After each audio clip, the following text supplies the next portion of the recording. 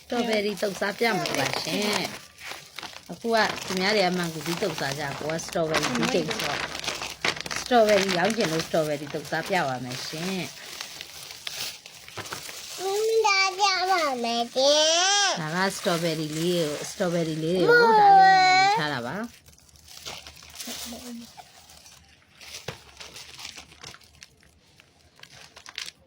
ပထမတော့အနှစ်ထုံနဲ့တုပ်ပြမလို့ပါရှင်ဒါပေမဲ့အခုကရာသီဥတုကနည်းနည်းလေးပူလာတော့လေချိုမစားချင်ဘူးဆက်ဆက်ကလေးစားချင်တာကြောင့်မို့မပီတောင်းလေးနဲ့တုပ်စားပြမလို့ပါရှင်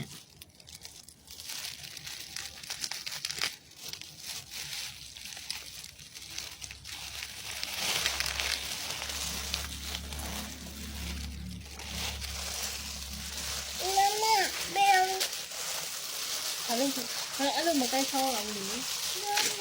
စိတ်လေးကြနေဒီအလုံးမုံလေးလည်းနည်းနည်းထည့်မယ်ဆက်စားကြမယ်လေ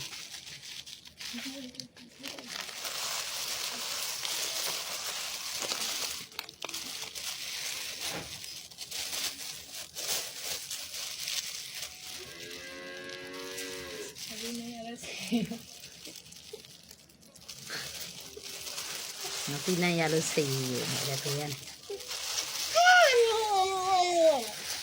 ရန်ကိုပဲ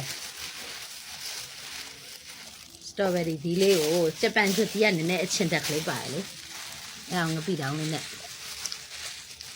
妹妹တောင်းကြတယ်တောင်းမရှယ်ပဲအချင်းတက်ကလေးနဲ့ဆိုမမေကိုလည်းကြည့်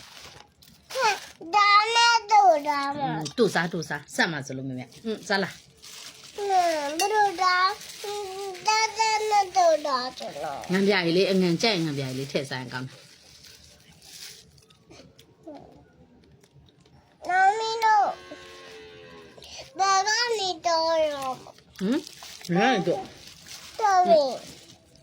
ဒီဘေးလေးကနေတို့မရဆက်မှာဆိုလို့အဲ့လေးတို့စားကြည့်ကောင်းနော်တက်ကူနော်ရေးချင်လား